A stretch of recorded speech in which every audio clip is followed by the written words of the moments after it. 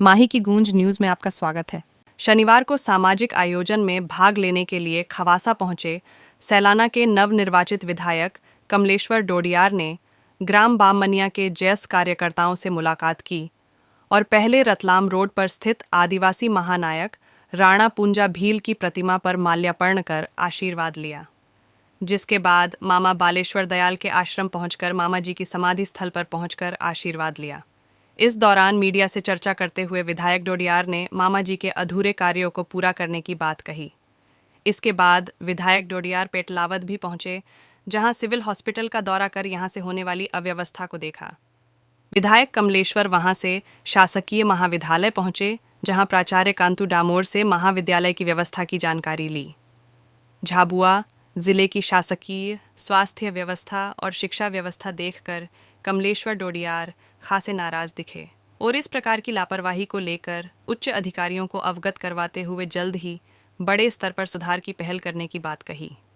इस दौरान माही की गूंज संवाददाता राकेश गहलोत ने खास चर्चा की, जिसमें नए नए विधायक बने कमलेश्वर डोडियार ने विधानसभा के अपने शुरुआती उपस्थिति और पेटलावद क्षेत्र के दौरे पर अपनी बात कही। सुनिए कमलेश्वर डोडियार से पूरी बातचीत। नमस्कार दोस्तों, हमारे साथ में एक ऐसी शख्सियत है जिससे हमने कुछ माह पूर्व जैस की जो महापंचायत हुई थी पेटलाद में तब मुलाकात की थी और वो तब थे कमलेश्वर डोडियार और आज हैं वो विधायक कमलेश्वर डोडियार। और आपने देखा भी होगा और सुना भी होगा, काफ़ी चर्चित चेहरा बन चुके हैं अभी मध्य प्रदेश में। जब से भोपाल बाइक से विधानसभा पहली बार पहुँचे थे तब से अभी पेटलावद क्षेत्र के दौरे पर हैं। मामा जी की समाधि, मामा बालेश्वर की समाधि पर पहुँचे थे, वहाँ माल्यार्पण किया। एक सामाजिक कार्यक्रम में भाग लेने के बाद पेटलावद पहुँचे, महाविद्यालय परिसर में आए हैं, कुछ जानकारी जुटाई है उन्होंने। उनसे चर्चा करेंगे कि किस प्रकार से विधानसभा जाने के बाद अब उनकी क्या भूमिका रहेगी। स्वागत है आपका माही की गूंज न्यूज़ में डोडियार जी। क्या विधायक बनने के बाद अब आपकी रणनीति रहेगी? सबसे पहले तो ये आपकी पूरी टीम को धन्यवाद। और विधायक बनने के बाद में मैं तो काम पर उतर आया हूँ, अपने काम चल रहे हैं। विधायक होने के नाते जिम्मेदारी होती है वो। और आपने देखा होगा, अभी सुना होगा, हमने बिल प्रदेश की मांग भी करी विधानसभा के अंदर में।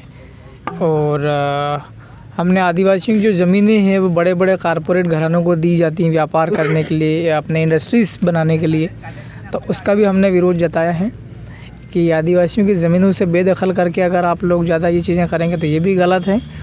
और दूसरा, हमने आदिवासी इलाके में शराब मुक्ति के ऊपर भी हमने बात रखी है कि आदिवासी इलाकों में शराब की बिक्री नहीं होना चाहिए। इससे अनपढ़ अज्ञानी जो लोग हैं वो ज़्यादा शराब पीते हैं, पूरा घर परिवार फैमिली बच्चे सब बर्बाद हो जाते हैं। तो ये चीज़ें रखी। और अब मेरी जिम्मेवारी बनती है, चूँकि मैं आदिवासी पार्टी से अकेला व्यक्ति हूँ और बहुत लोग पूरे मध्य प्रदेश के लोग मुझसे जुड़ चुके हैं। आपका ये जो है, हम पेटलावद में भी खड़े हैं, इस ज़िले के लोग भी जुड़े हुए हैं, और अलीराजपुर, धार, बड़वानी, खरगोन, खंडवा, उधर भी जबलपुर के लोग भी हमसे जुड़े हैं उस संभाग के आदिवासी से। सभी के लिए मुझे काम करना है। और अभी मैं देख रहा हूँ, मैं पेटलावद में आया था, अभी अस्पताल आपका देखने गया था मैं, वहाँ पर पेशेंट भी बहुत कम हैं और कर्मचारी जो है वो अस्पताल के डॉक्टर्स, जूनियर और भी स्टाफ जो होता है हेल्थ वर्कर्स, वो दिखे नहीं हैं। हमारे इलाके में तो बड़े अस्पताल भरे हुए हैं पेशेंट से और स्टाफ भी हैं। अपने पेटलावद में पेशेंट्स भी मुझे नहीं दिखे वहाँ पे अस्पताल के अंदर। तो कहीं ना कहीं जो है वो ये सही चीज़ें नहीं हैं। अस्पताल के अंदर से मरीजों को भगा दिया जाता है, एडमिट नहीं किए जाते, ये शिकायत मुझे मिली है। और अभी मैं इस वाले कैंपस में आया हूँ, ये हायर एजुकेशन का कैंपस है पेटलावद का कॉलेज। यहाँ पर हमने देखा है बहुत समस्याएं, छात्रों के रहने की व्यवस्था नहीं है, यहाँ पर हॉस्टल बंद कर रखा है, 2-3 साल हो चुके हैं, तो बहुत गलत चीज़ें देखने को मिली हैं। कमलेश्वर डोडियार, क्या कारण रहा कि बाइक लेकर जाना पड़ा भोपाल? क्या केवल एक शो ऑफ था या बताना था कि नीचे इस तरह से एक व्यक्ति आया है अब आपके बीच में? मैं गरीब आदमी हूँ और अभी भी मैं गरीब आदमी हूँ। हाँ, हमारा विधायक होने का वेतन चालू होता है। विधायक बन जाता तो कोई बहुत अमीर बन जाता रहा, थोड़ा ऐसा नहीं है। विधायक बनता है तो उसकी 1,10,000 के आसपास उसका वेतन मिलता है। अभी मिला नहीं है वो, अभी तो हमारी कार्रवाई चल रही। जैसा पहले मेरी हालत है मोटरसाइकिल वाले, वैसे ही हालत आज भी है। वो गाड़ी खड़ी है, वो कि एक दोस्त की मैं लेकर के आया हूँ और करीब 15 दिन से वो गाड़ी चल रही है। उसका भी किराया, डीजल की व्यवस्था भी हम लोग इधर उधर से मांग करके ही कर रहे हैं। तो कोई दिक्कत नहीं है। लोगों को अगर ये दिखावा लगता है मोटरसाइकिल का, तो मैं चाहता हूँ कि एक दिखावा और देख सकते हैं आप लोग अप्रैल मई में।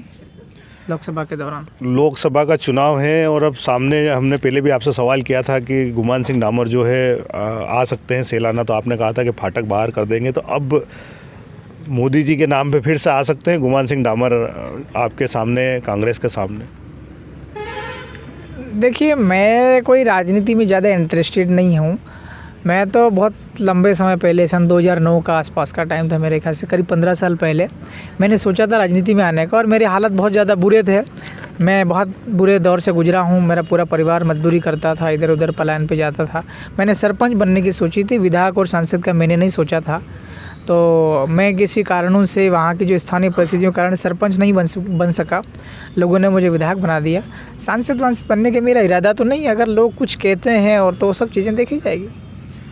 सांसद गुमान सिंह जैसे बड़े नेता, या कहेंगे बड़े पूंजीपति से ही मुकाबला होने वाला है, किसी का भी होगा। ऐसे में क्या लगता है आपको?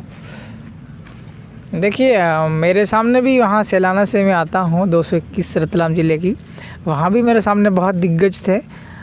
तत्कालीन जो विधायक थे वहाँ 15 दिन पहले जो थे सिटिंग एमएलए, वो भी बहुत पैसे में थे, उनके पास भी बहुत पैसा है। और बीजेपी से दी थी मैडम संगीता चारेल, वो भी बहुत पैसे से, बहुत माल है उनके पास में, पूर्व विधायक दोनों थे। तो फिर भी हम वहाँ से निकल के आ गए। तो मेरे ख्याल से यहाँ झाबुआ में यहाँ भी निकलने में कोई दिक्कत नहीं पड़ेगी हमें, वही भले कितने पैसे वाला हो। ये देखने में आ रहा है कि लगातार जो विपक्ष है वो ख़त्म होता जा रहा है।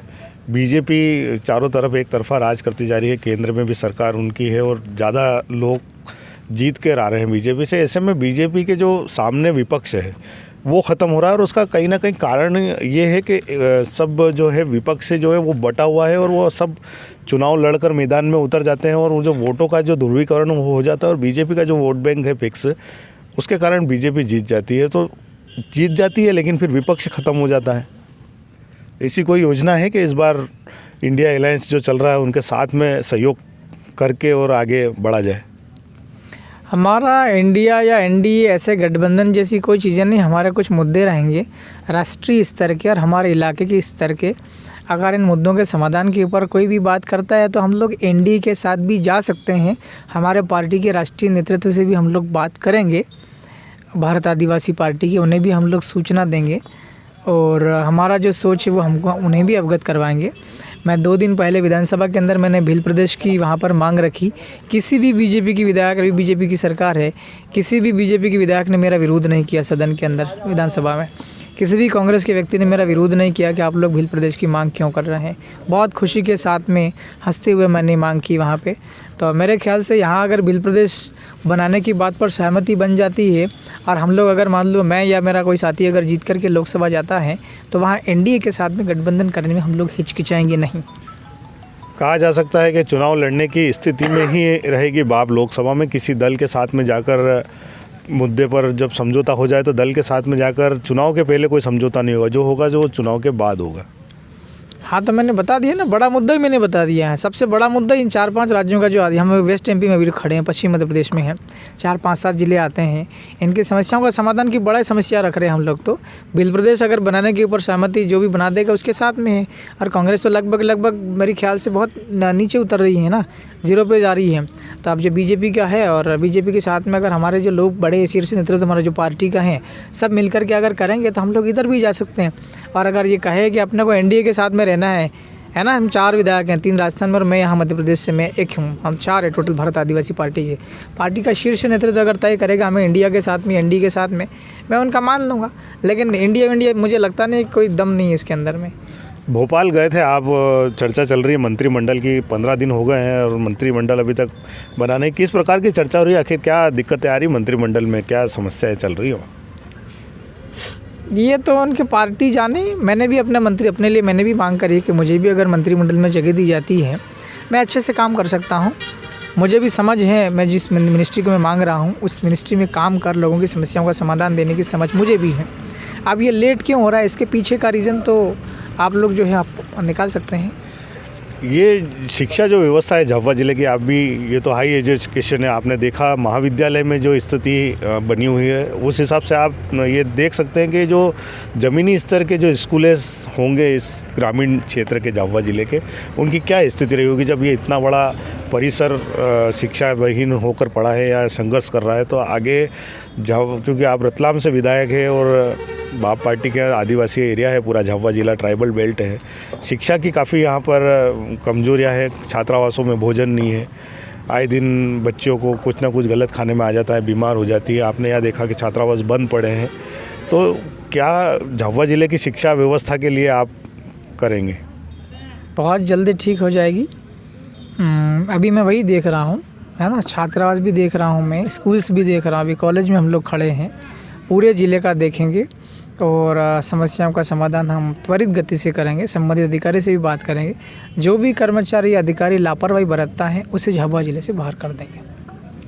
तो ये कमलेश्वर डोडियार थे। अभी एक और छोटा सा प्रश्न है, आप मामा जी की समाधि स्थल पे गए थे 26 को, उनकी पुण्यतिथि, यहाँ पर 20 से 25 हज़ार लोग यहाँ पर आते हैं और सेलाना क्षेत्र से भी बड़े भारी संख्या में यहाँ पर लोग पहुँचते हैं। क्या मामा जी को लेकर विचार है आपका, भारत रत्न देना चाहिए उनको, सरकार से मांग चल रही है ऐसी? बिल्कुल देना चाहिए ना, उन्होंने जितना योगदान दिया है कमज़ोर तबके को जागृत करने के लिए और कमज़ोर तबके को अधिकार दिलाने के लिए, आदिवासी जो इलाका है, जल जंगल और ज़मीन, ये जो लड़ाई है, भारत के संविधान में भी इसका उल्लेख है। इन अधिकारों को दिलवाने के लिए मामा बालेश्वर दयाल ने बहुत संघर्ष किया है, कई दफ़ा जेल गए हैं, कई दफ़ा भूखे पैसे भी काम किया है। तो मेरा भी उन्हीं की तरह जीवन है, टफ़ तरीके से जी रहा हूँ। मेरा नाम उनका नाम भी मिलता जुलता है, उनका नाम मामा बालेश्वर दयाल था, मेरा नाम भी कमलेश्वर है। बहुत सी चीज़ें हम दोनों में समान जैसी भी दिखती हैं।